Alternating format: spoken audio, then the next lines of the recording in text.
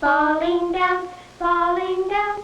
London Bridge is falling down, my fair lady. London Bridge is falling down. When Peggy and I moved into this house, we thought it was just a normal house where people were using some acid, some grass, maybe some speed. We found out there was a lot of shooting up going on. Some people were using heroin to the point that we couldn't trust each other anymore. The work wasn't getting done.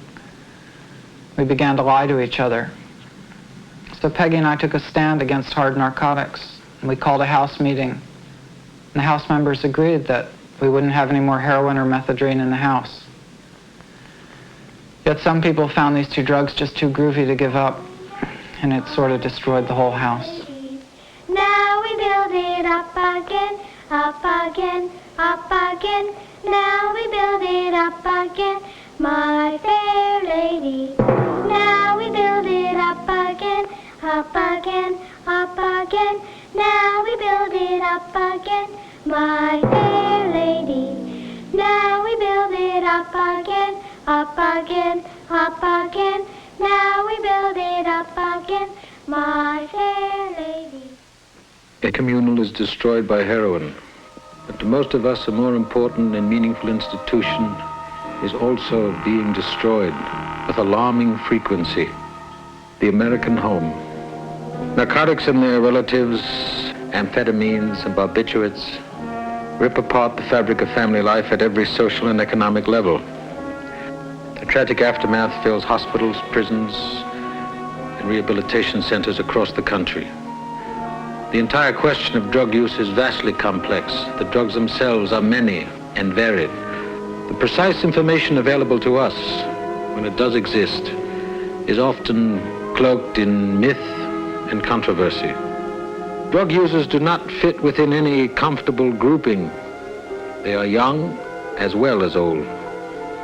They are disadvantaged, but often affluent. I do the hard narcotics for escape. I do the more interesting drugs, the psychedelic drugs, for learning. It wasn't enough for me to smoke. I needed something else. The drug scene in Vietnam is really a strange scene. It's hard to describe. Like, drugs are very prevalent there. They're all over the place. You can get marijuana, you can go out and pick it. I was a very nervous, uptight, lost little girl. And after I turned on, I may not have found the answer to everything, but at least, you know, it didn't seem of such immediate danger to me. Heroin is a painkiller. It kills all pain. It kills mental, physical anguish. It kills anxiety. It kills boredom. It produces pleasure just based on the drug itself and nothing else. Got to the point where everything I did, everything I made, I poured into the habit. The problem is I'm in a drug culture. At one time, it was considered unusual for anyone under the age of 16 to be experimenting with drugs. But now it is not uncommon to see it among sixth graders. And in one well-to-do school on the West Coast, the drug experiment is numbered among 70% of the student population. A house destroyed, but a house that can be rebuilt. The man who stands at the center of the rebuilding operation and who shoulders much of the nation's concern over drug abuse is Dr. Stanley F. Yolis. The aim of the national program is to rehabilitate the estimated 100,000 narcotic addicts and the estimated 500,000 persons in the United States who regularly abuse non-narcotic drugs. Because drug abuse and drug dependence is apparently the result of physical, psychological, social, and other factors, the research supported by the National Institute of Mental Health or carried out directly by the National Institute of Mental Health must range from basic studies on the mechanisms of drug action, on the addicting qualities of new drugs and how they act in the body, to studies of social patterns of drug abuse, as well as studies of new methods of treatment and rehabilitation. Deep in the heart of Kentucky's bluegrass country is the town first and foremost associated with the treatment of narcotic addicts. Since the first prisoner patient was admitted in 1935, the federal hospital at Lexington and its companion at Fort Worth, Texas, have borne the brunt of caring for these little understood and often feared and much maligned American dope addicts. For decades, these hospitals themselves have been maligned and misunderstood. They have often been cited as prime examples of how hopeless it is to treat, much less cure, an addict. It is well to remember that when opened, these institutions were only a first step in society's enlightened policy towards the drug addict. While steel bars and grill windows are necessary to enforce the punitive side of our judgment, national conscience for the first time suggested research, treatment, rehabilitation. Since 1967, many changes have taken place. The bars and the grills are being removed, taking emphasis off the custodial aspects. The hospital, now called the Clinical Research Center and administered by the National Institute of Mental Health, has intensified its research into many approaches to rehabilitation. One technique basic to many treatment methods is encouraging addicts to help addicts by working together, playing together, and just being together. Within the same complex at Lexington is another center, this one engaged in addiction research. Its mission is to investigate the nature of the drugs themselves. Our understanding of the scientific working of drugs, their physical effects on people, what changes they cause in the body, are questions to which we have few precise answers. Have another one? Sure. Yeah, why not? Come on, it's free. Yeah, come with me a foot. Patients from the Clinical Research Center volunteer for a variety of tests involving the actual intake of drugs. To the outsider, these tests may appear meaningless, and from a conservative point of view, immoral.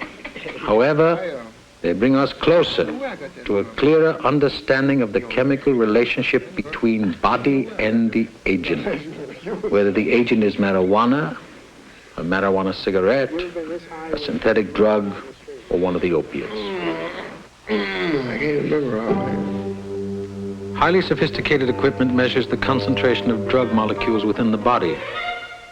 This enables the researcher to compare what he sees in human behavior with what the instrument reveals the drug is doing to the body's organs, tissues, and chemistry.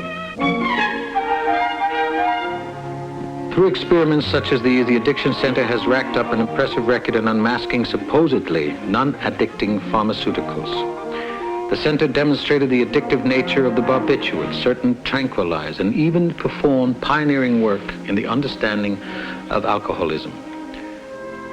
While Lexington's outpost in the wilderness of drug research was amassing information on the addict and on the drug, little else in the country was being done. During the 40s and the 50s, more and more people fell victim not only to heroin, but to a host of synthetics. While long used as a means of temporary escape from the ghetto, marijuana in 1963 became one of the symbols of a youth in revolution. Our criminal statutes became harsher, penalties stiffer. There was virtually no difference in the eyes of the law between selling a deck of heroin on a street corner or selling marijuana in a college dorm. But in the 1960s, there were also signs of progress in both the understanding of the addict's problem and in the law. Our narcotics laws have created a web in which the addict's need for money leads to crimes which reinforces the punitive enforcement of the narcotics law and thus drives the addict deeper and deeper into secretiveness and fear. California started a civil commitment program, the first state to do so. Even though high fences and barbed wire were constant reminders that inmates were still prisoners, the accent was not on punishment, rather treatment. Aside from early federal programs at Lexington and Fort Worth, it was the first time that a public institution was used to treat addicts instead of just confining them. New York, 1962, the Metcalfe-Boker Act allowed many of the state's addicts to elect hospital treatment instead of prison sentence. The 1960s saw enactment of the first major federal law designed to realistically appraise the addict's problem and restore him to his community. The Narcotic Addict Rehabilitation Act of 1966 allows the defendant in certain criminal cases to elect treatment instead of punishment, including an extensive program of aftercare under the supervision of the Surgeon General. Synonym, first established in Santa Monica, is perhaps the most publicized of the self-help private approaches. Rehabilitated addicts like Don Parker have carried on with the Synonym philosophy in other cities, from California to New York to Chicago, each establishing his own therapeutic community. A residential therapeutic community, if I may explain it for a moment, is a 24-hour-a-day living, working situation in which people go through all kinds of emotional changes. Drug addiction, of course, is not a physical problem, it's an emotional problem, and that's what we approach. In these communities, the addict is first taken off drugs, either cold turkey or by gradual medicated withdrawal. He then starts the long, humbling process of living shoulder to shoulder with other addicts, people who have made it, people who have little sympathy with members who refuse to be honest with themselves. Why don't you be honest with him? You boil and you can't even talk calmly. You'll explode every time you talk.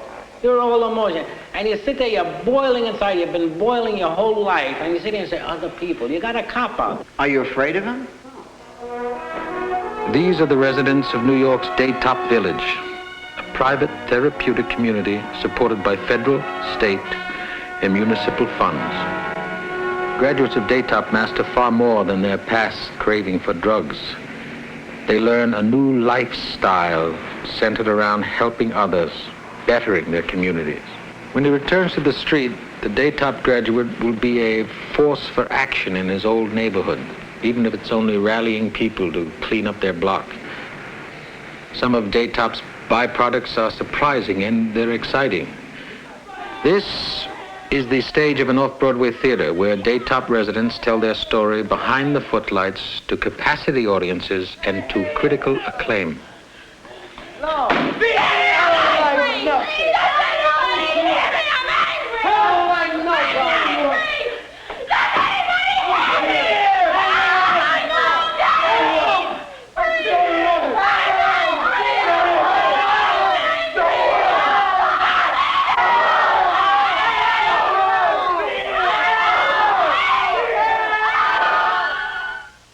Rehabilitation during 1960s saw a decade of experimentation, trial and error approaches that sought and sometimes found cures through group therapy, through computers, and through the test tube. In Chicago, a young father of 2 children, hopelessly addicted to heroin, forced to steal to support his habit, opens a door to possible hope. This is the methadone maintenance approach. Still in the experimental stage, methadone, a synthetic opiate, is administered in fruit juice as a substitute for heroin and at the same time satisfied the junkie's need for drugs. And like heroin, methadone is also addictive, but spares the user the harmful effects. The program's chief sponsor is Dr. Vincent Dole at New York's Rockefeller University. So that we estimate, conservatively I think, that every patient that we treat saves the community $40,000 a year in goods that are not stolen, in neighborhoods that are not spoiled, in families that are not abandoned. Methadone maintenance, as many other treatments and approaches, has its critics. There's no way that, in my opinion, that a person who is drugged, and a person on methadone is drugged, can really take a look at himself. Most methadone proponents consider it irrelevant whether a patient ever comes off the drug. The important point they make is that addicts are rapidly returning to society and are able to cope with responsibility. The cost, an inexpensive, clinically administered glass of orange juice on the way to work. Another chemical approach to keeping an addict off hard drugs is cyclazazine. Cyclazazine is a narcotic antagonist, blocking the effects of heroin as it tries to act upon the central nervous system. There are other approaches. Neighborhood centers like Exeter's House in New York's teeming slums concentrate help during the period when it's needed most, during aftercare. As in other valid treatment approaches, ex-addicts who have begun to remake their lives work closely with the residents, helping them through each day, rising on time, reporting to work, relearning the simple day-to-day lifestyle the rest of us take so much for granted. In time, many of them will be eased back into their communities, stronger perhaps for their experience. Aftercare is one of the most important phases of restoring a former addict to a useful life. The counselors know the patient, they know his daily routine, and they are wary of pitfalls. You may have an argument with your wife, you might go to work in the morning, and all of a sudden, where you used to handle 25 cartons a day, the boss gives you 30 cartons. And this is another excuse. See, this is an excuse to go, like, I gotta handle 30 cartons, so I'm gonna go out and shoot dope, you know. You can be free from drugs for 5, 6, 7 months, and all of a sudden you want to reward yourself, you know, like, wow, I've been clean now for 6 months, you know, I'm doing great, you know, I'm making money, I got money in the bank, my wife loves me, my kids love me, let me go out and get high, you know, and this happens.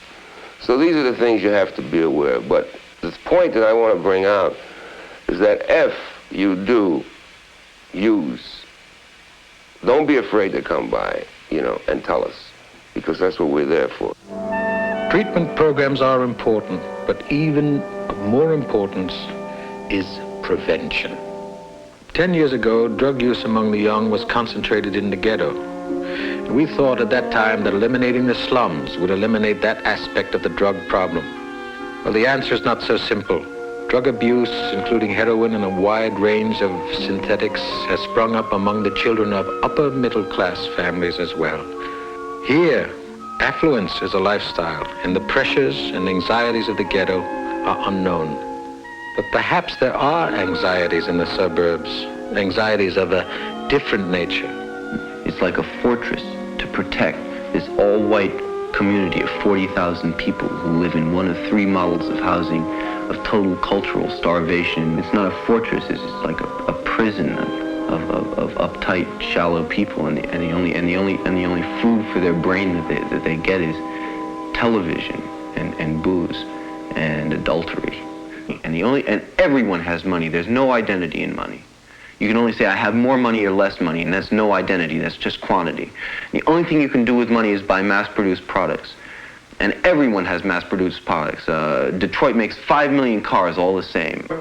The tragedy is that youth, in rejecting our values, too often uses more than rhetoric to express dissatisfaction. Was driving north on Larrabee at an excessive rate of speed of 60 miles an hour.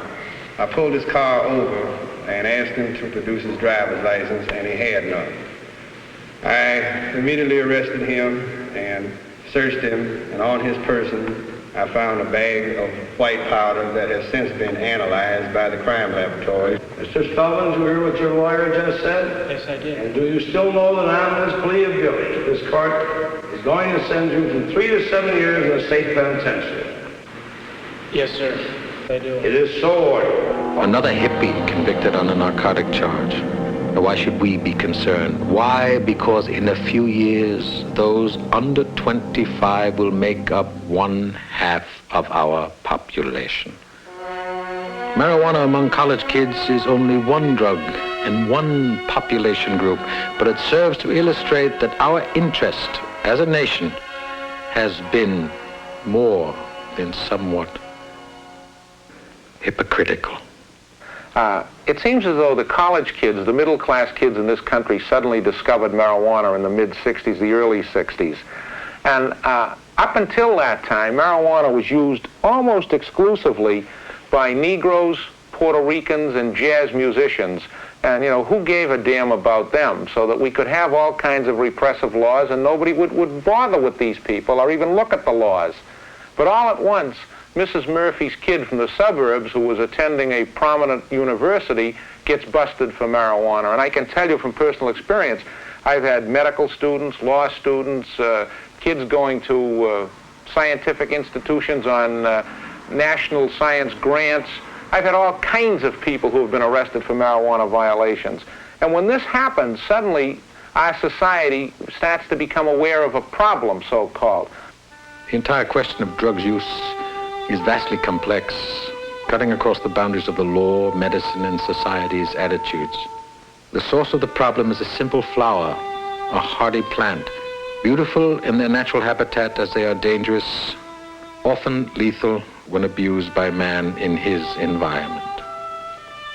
After 60 centuries of abuse, society's attitude is only now beginning to change, beginning to bring enlightenment to our understanding of drugs and why people use them. We are beginning also to realize the fact that there is no single bridge that will return the addict to society.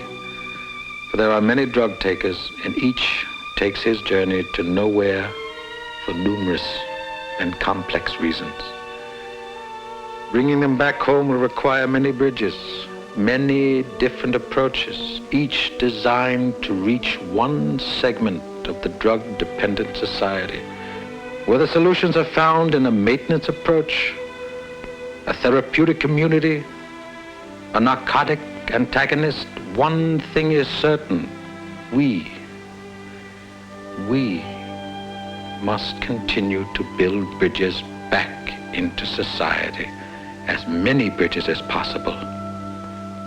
Let's call them bridges from no place.